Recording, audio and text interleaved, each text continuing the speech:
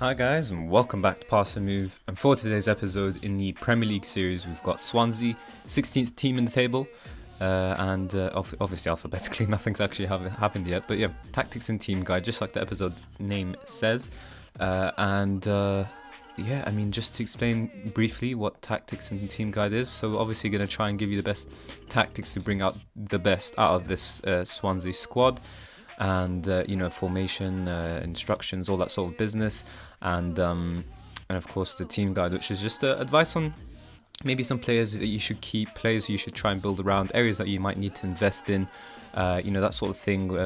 Maybe players that you would need to move on because of your tactics and so on and so forth. So obviously we'll cover some general things here of these little tabs, but just that is the basis of it. So Swansea are a very interesting team to take over. If you ask me, they are not going to make it in the Premier League. I'll show you more about your squad in general, but just having a look at them initially, you are relegation candidates. So taking them on is going to be a huge task, and we'll have a look at their history and actually see what the board, not my history, the club history, and see what the board expects. So you ended in 15th last season, and apparently finances are rich. We'll have a look at that in a moment as well, but it is a very tough job managing at Swansea City. You were there 8th in a couple of seasons. You've been in the Premier League for a couple of seasons as well, a fair, respectable amount. But the problem is you haven't developed, and actually you sort of regressed. And now you have this challenge where you need to try and stay in the league with a underperforming or unable squad, really. They're not good enough at all. History-wise though, Sky Bet League 1, the League Cup, Sky Bet League 2, a couple of these other small cup competitions, I suppose. But in truth, no real history, so that's another reason that you might want to take over Swansea City. But in terms of what the board expect from you, they expect avoiding relegation. FA Cup reach the fifth round and you enter in the third, and League Cup reach the fourth and you enter in the second. So that's a decent amount of expectation. It's good. For example, like Newcastle, you didn't necessarily have a good enough squad. If you missed that episode, you can check it out.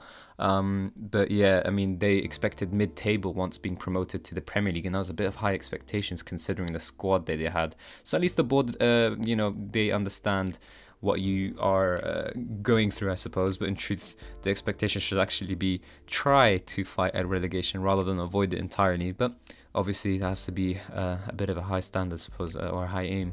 But anyways, one of the first things I like to do whenever I take over a squad is actually head down to the under-23s and include under-18s and see if there's anyone overage who doesn't necessarily deserve to be in that age range. So the only one here is Christopher, goalkeeper, so we'll move him to the senior squad.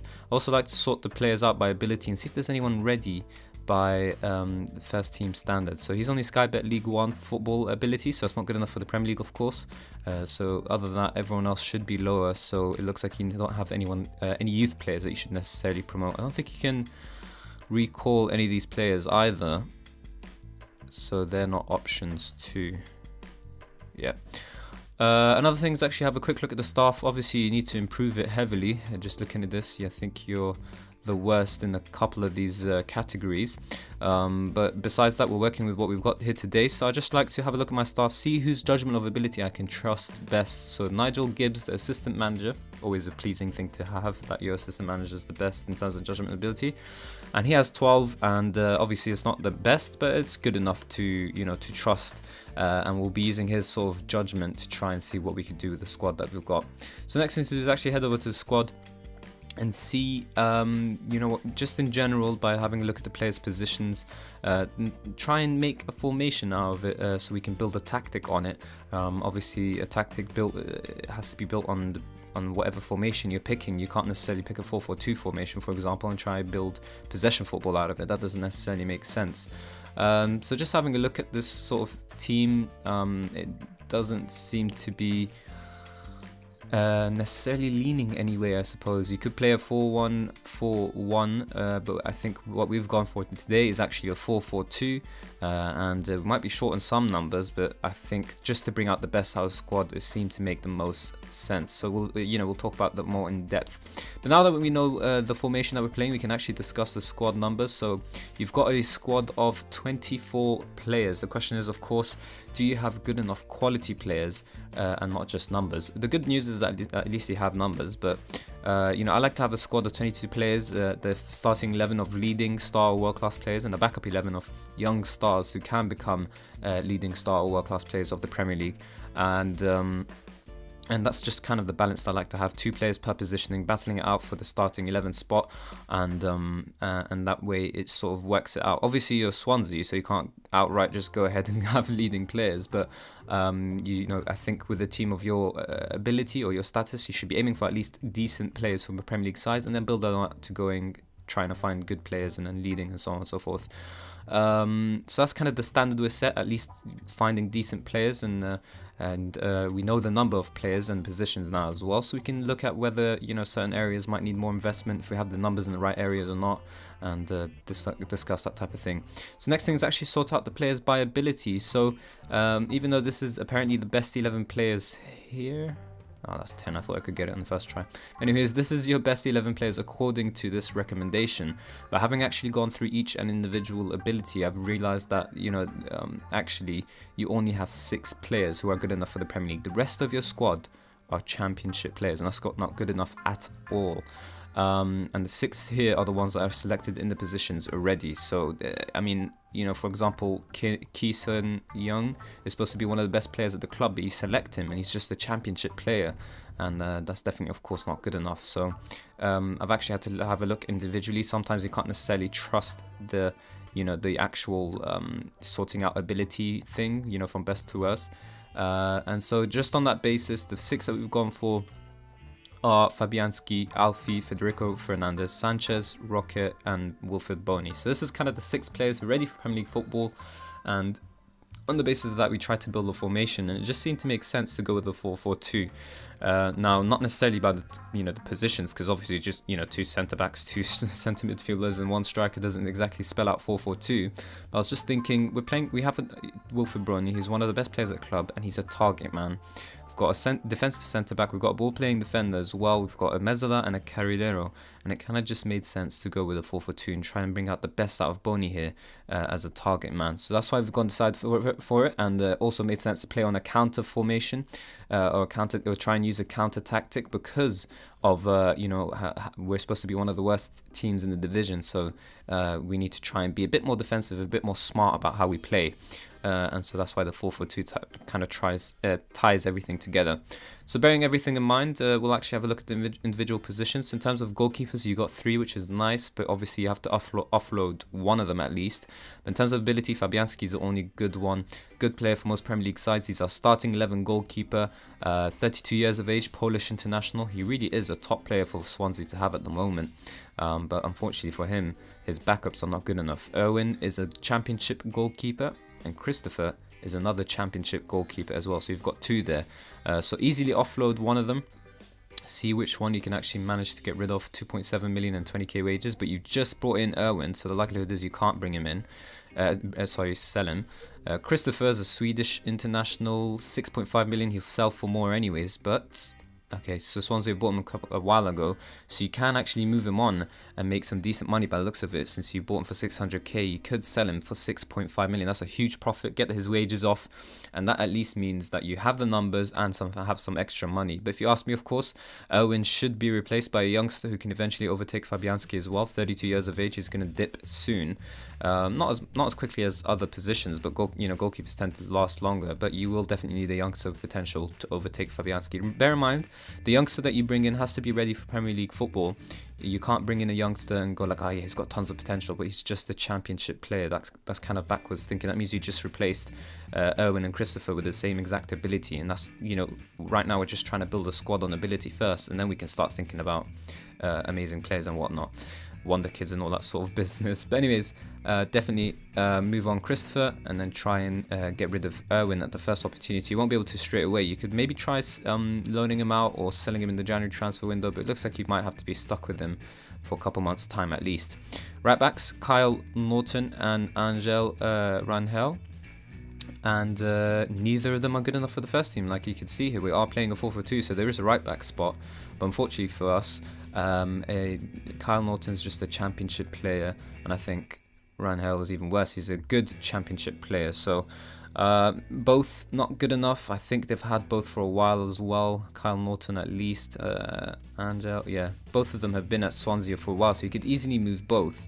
But if you ask me, try and move on Rangel because he's 875k, 32 wages, and he's 34 years of age, so he's not even any hope of having him in his prime at all as well. Don't know why it says he's in his prime years. He's not really.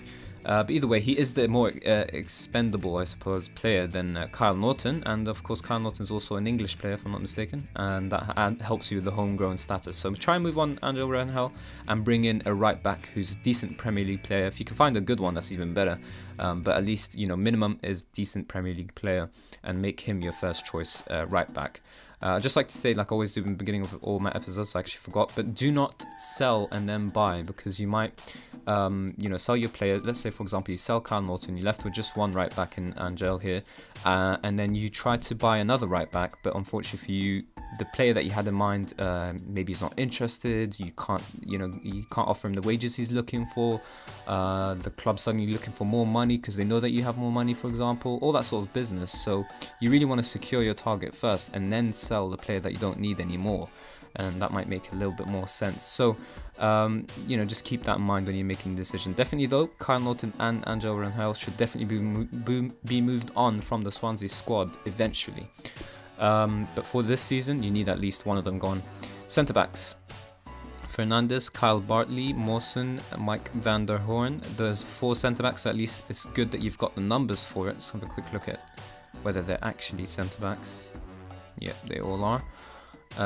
And unfortunately for you, Bartley is actually out injured for quite some time, so you have to consider maybe bringing in a loan player who's ready for Premier League, and just loan him in only until January, and that's it. And hopefully this player will be back in time. Bartley's 3 months, so he might actually make it just a little bit into the season, but you don't want to necessarily risk it. If it's 5 months, that means it's a bit closer towards the January transfer window. You'd probably survive with 3 centre-backs, but it's just to be a little bit safe in case any injuries. In terms of starting 11 centre-backs, the good news is, of course, you've got 2 of them. So Federico is a decent player for most Premier League sides, and Alfie is a decent player, but has potential to become a good one, so a good combination of players here. But your backups, unfortunately, Kyle is a championship player and he's susceptible to injuries, and Mike is a championship player. Apparently has a bit more potential, but you can't expect him becoming a Premier League player in truth. 24 years of age, he's not going to improve much more. Apparently he's a bit of a striker as well. But either way, both not good enough backups. So if you could replace these 2 players with 2 youngsters who can eventually overtake Federico and Alfie here, and who have better potential, that'd be even better. Well, of course, Kyle, you can't sell him while he's injured, so maybe you'll have to try it in the January window once he returns. And Mike, Swansea bought him a while ago, so I think you could confidently move him on, really, for 3.5 million, 15k wages as well. This season's all about survival, so you really do have to be a bit ruthless with your players and try and find as much as possible Premier League ready players. Even if necessary, you can bring someone in on loan and just sell that player, or just move him out on loan as well. I don't know, it's really up to you. But Kyle and Mike here, not good enough for your Premier League squad. Martin Olsen, your only left back by the looks of it, championship player though. Bit of an concern, because again, you don't have a starting 11 left back. But the good news is, because you're short on numbers, it's the first area that you actually need to invest in. So obviously all these positions do need investment in, that we've mentioned so far. But because you're actually short sort of numbers in the left back spot, it's the most priority basically. So forget buying anyone else before you actually buy a second left back for Martin Olsen. And considering he's just a championship player, you can go straight ahead and try and find the first choice left back who's ready for Premier League action. Martin Olsen's expecting first team football, but once you bring that player in, he should understand that he's no longer a first choice player, especially due to his ability. That's kind of it with your left back spot. So let's actually put... No, we don't necessarily have to put Martin Olsen, but we might as well do that. We might as well just fill the spots. So say Kyle Norton's a right back. Britton, Key, Leroy Fer, Tom Carroll, Renato Sanchez, Jay Fulton, and Roque Mesa are all your central midfielders. You've got 7, when in truth you only need 4, because we mentioned our... I was actually having a look at Sam Klopas. runs, comes deep to get the ball, runs with the ball option. I think he's actually quite decent as a left midfielder. We don't need another central midfielder, so let's just leave it as is. But yeah, you've got 6 of them here, and you only need 4. So this is maybe where some of the money that you need to invest in the squad elsewhere can come from. But anyways, in terms of first choice, you've only really got Mesa and Sanchez. So Mesa's a good player, Sanchez is a loan player from Bayern, I think it is, and they're going to be your first choice central midfield pairing. Britton, Key, Leroy, Tom Carroll and Jay Fulton. Just to go through them one by one, Leon is just a championship player. He's loved by the fans, which will be a bit of an issue, but you should still be able to move him on. 1.4 million, he's been at Swansea forever in truth. But unfortunately just not good enough for the Premier League anymore. Key is also another championship player, and the problem is he's out for 2 to 5 weeks, so you won't be able to sell him straight away, but once he's back you should be able to offload him. I think he's been at Swansea long enough to be able to sell as well. 12.75 million, you could definitely do that, you know, with that money elsewhere, and also 36k wages, and he's expecting first team football, so another player you can move on. Leroy Fer, championship player once more, 27-year-old Dutchman, 12 million rotational option, paying 45k wages. You don't even spend that on first team players in truth, and Swansea have had him for a long enough time that you should be able to move him on with ease. Tom Carroll is another championship player for you, Englishman, first team, 35k wages. And he's been at Swansea for, you know, for a season, so you could move him on still. 4.5 million, selling him for 15.5 million is not a bad thing to do at all. Attribute wise though, he's really good for the deep line playmaker role. Unfortunately, he's just not good enough for the actual first team. It's a bit weird that he's expecting first team football. Jay Fulton is a championship player. He has a bit more potential. 23 years of age, he actually could still become a Premier League player, so you have a bit of a decision to make. Do you move him on entirely, try and sell him off? Yeah, you've had him for a while. Or do you show some faith in him, send him out on loan instead of selling him, and when he comes back, hopefully he's ready for the Premier League, and that way you've got a central midfielder. So that's kind of where you have a decision to make. But in general, you've got 7 here, so really 3 of these should be gone, and then you can start to consider who's, you know, out of the 4 who has the least ability. But Sanchez and Roque here, they need better backup options.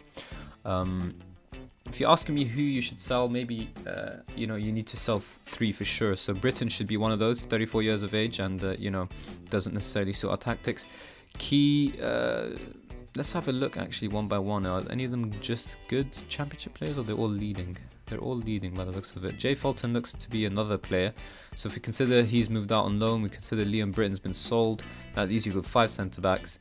And I feel like Fer might be the player to go. He's a fairly inconsistent performer. That doesn't help us. No real weaknesses for Key.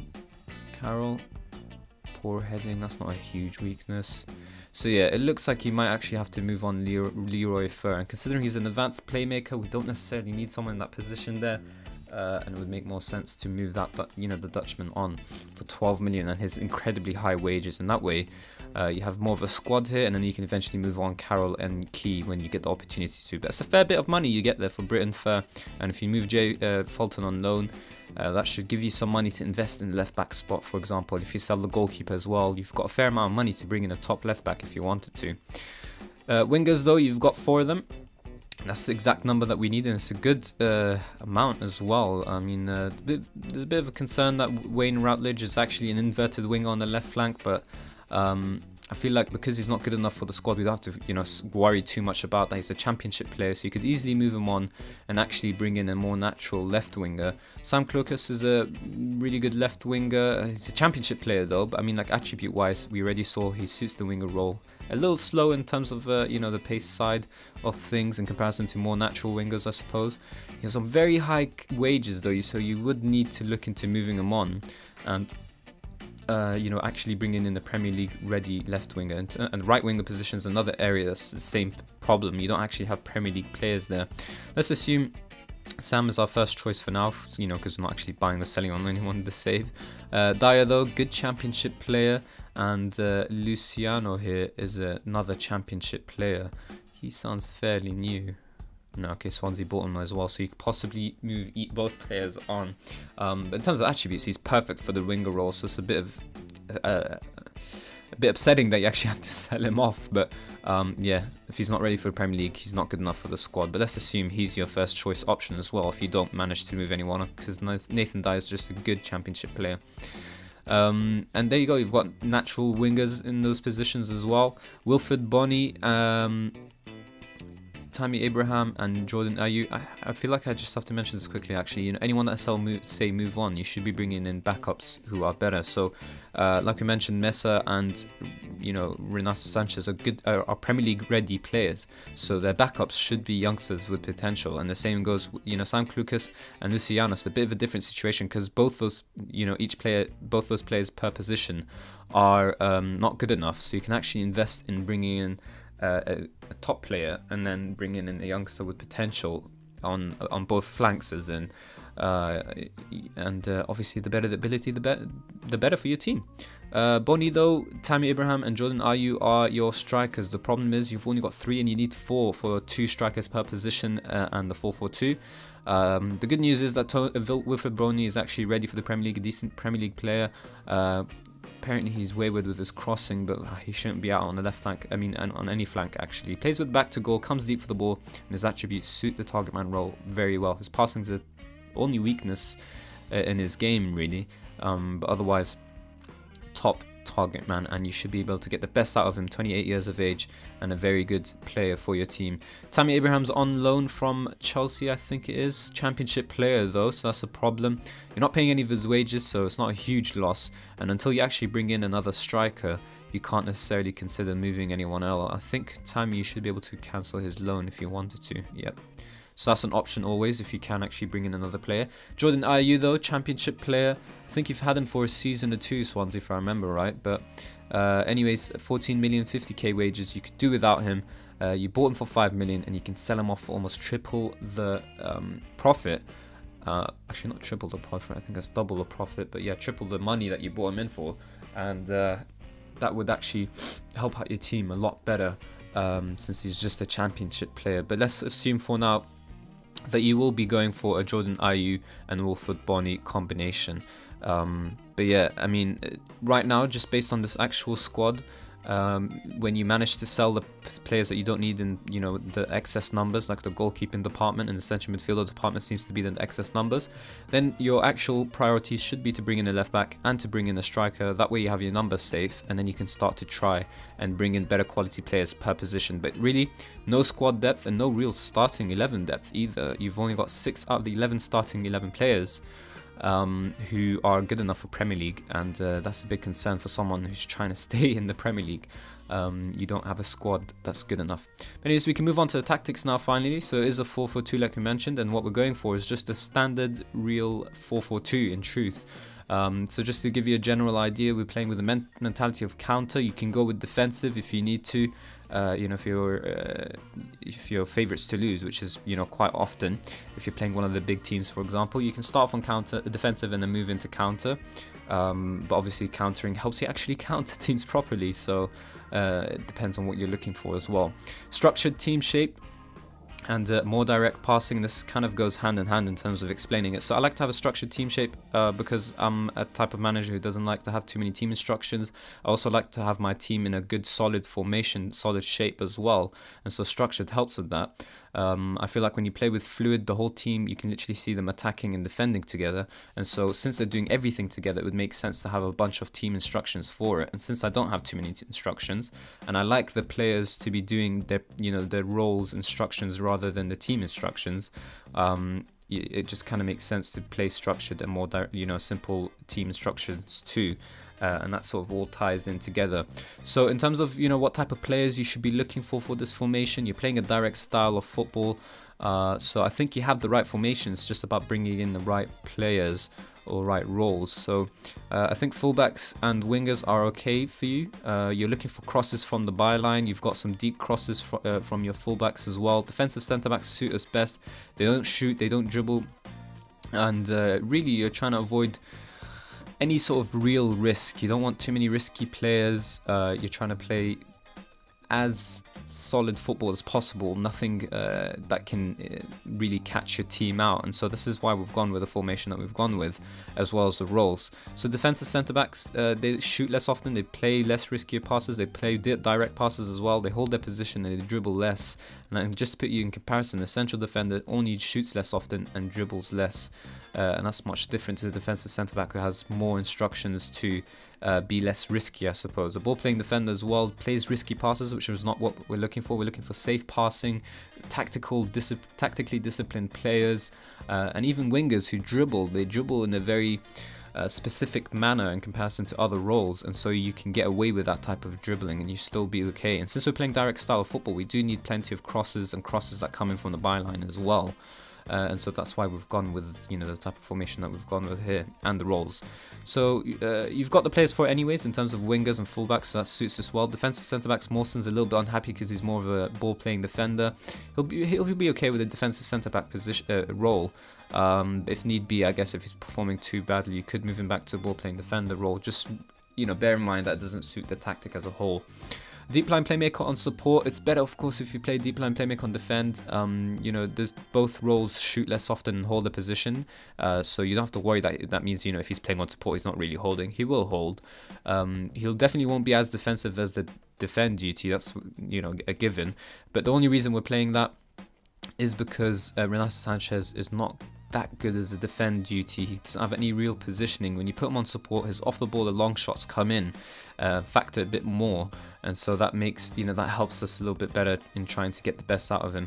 Unfortunately for us, our both central midfield pair, both their roles, their natural roles I suppose, do not suit our tactics or our formation at all. So Mesler, for example, we're not looking for that type of role at all. It's a very attacking role and we don't need that in a two-man midfield. A ball-winning midfielder as well, you know, he doesn't have the marking or positioning for it. It's weird that he's a natural in that way.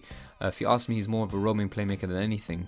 But yeah, again, doesn't suit us. We don't want someone roaming about, and that's the same, or dribbling. Roaming playmaker really dribbles. And the box-to-box midfielder, for example, also roams a lot too, and we're not looking for that. So the only two real roles you could go for is a deep line playmaker and a central midfielder on support, and that's what we've gone for. Mesa as well. Carrilero doesn't suit us at all, and I think he can still do a decent job as a central midfielder on support. He's got the attributes for it. It's just strength that's a bit of a worry. But these two should work well together. If you feel like you're too open when you play Sanchez on the support role, you can just easily move him to the defend duty and he'll be okay. Bonnie as a target man on support, he's a little bit uncomfortable. He's more of a target man on attack duty, but we need him to drop in for the balls and win the ball for the team. He holds the ball up and he dribbles less, which suits us. We don't want too many people dribbling or, you know, playing any sort of risky type of football. And Ayew is a tactically disciplined player when he plays as a poacher. Fewer risky passes and just gets further forward and just really puts the ball in the net, and that's what we're looking for. He's more of a complete forward on attack apparently, according to him, but that's too risky type of a player for us, and he can do that poacher role very well according to his attributes. Just concentration, which is a bit of an issue. But otherwise, you know, I feel like this is the best that you could do with this Swansea squad. There's some minor issues. You're not playing an attacking midfielder or defensive midfielder, so those are your areas of concern. But you know, Bonnie should drop in well enough, and once you bring in better quality players, your weaknesses will be better covered up, and you should be okay. But yeah, more direct passing just goes with the target man on support role. Deep line playmaker as well, but we'll be playing direct passes and all that sort of business. So you should be okay with this type of thing, and I think this is the best way to get out, you know, get the best out of a poor Swansea squad in truth. But yeah, you know, it's a real challenge to take over Swansea. It makes it even more interesting that you don't have good enough players for the Premier League, and so that makes the challenge even tougher. If you can keep him in the division, then you can definitely eventually build better tactics and you know, more of a, I suppose, technical tactic rather than just kicking the ball up sort of stuff. But this is the best that we can work with, and it's just kind of what you've got to deal with. So a little small couple things that we can cover. Training, I generally just keep it on high during preseason, average during the season. Staff, like I mentioned, needs improvement. I reckon you're missing a number of them. Head of youth development is missing, for example. You could do with a bunch of coaching staff. You know, just stick to the advice stuff. Might as well talk about the transfer budget since we're here. 10 million seems about right. I like to have it in the middle, leaning towards transfer budget, and that's what the Swansea board did already. You've got about 100k wages on offer as well. So even if you do move all those excess numbers, plus the 10 million you already got, you should have a fair and solid amount of money to really improve this squad. So I think Swansea might have already improved their squad before you joined, but with this money you should take them to the next level as well. You might actually be able to get a starting 11 players of ready Premier League players, and hopefully you'll never have to rely on your rotation players. Since we're here, might as well talk about finances. 37 million in the bank, so if you spent that 10 million, you're very safe either way. Projections should be high if you stay in the Premier League. You will improve in terms of your balance and your transfer budget. You can start to cause some serious damage with 35 million, 42, 48. You should definitely improve this squad. Staying in the Premier League is very important, and after that, just being smart with your money. No debts and loans, which would explain the financial status of Rich. You've got 30 million, and it's all yours. And so that should be a good way to build your squad. Under 23s and under 18s, players to look out for. No real talent. Maybe about these three here, and you can maybe include Borja Baston here if he does come back to your team, unless he's got some sort of contract. Yeah, option in future fee, so you can actually leave your club. But yeah, maybe you could look out for these players. Daniel James is a perfect player for you, a winger. Shadow striker doesn't suit our tactics at the moment, but he can play as a striker as well as an advanced forward. That would suit us too. George Byers, deep line playmaker on support, perfect. So it looks like all 4 players here that you've got can slot into your team easily. The question is, they just have to reach their actual ability. I feel that's kind of it. We already talked about the expectations. Scouting's been revamped. You can try. Let's have a look at what the boards say. There's no restrictions, so you can actually do worldwide if possible.